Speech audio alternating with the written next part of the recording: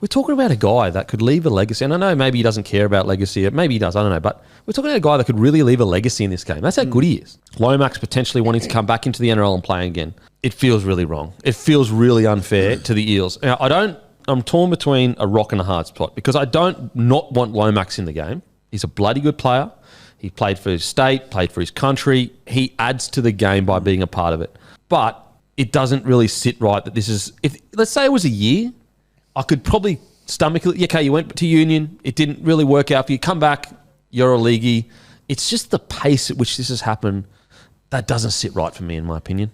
He had the contract, he went, and then this whole competition that was promised fell through. Like, he didn't predict that. It's fallen through, and now he wants to play footy somewhere, and NRL's his home. He had an expectation, and it changed. He obviously went too early without probably finding out the true nature of the competition and what was behind it. And he was obviously lured by the money, and good on him, why wouldn't you be? That's where I'm just like, how much did he look into what's behind R360 and all of that? The thing with that, though, is like, who's advising Lomax? Unless there is a bank guarantee with a contract, boom, there it is. Even if the comp doesn't go through, you are paying my client his full contract.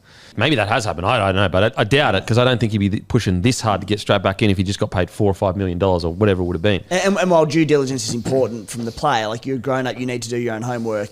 Players are putting faith in managers to do it's managers' the job. Side. Yeah, exactly. That's literally his profession. It's almost like asking a player to be his own lawyer. Yeah. It's like, yeah, you can read it.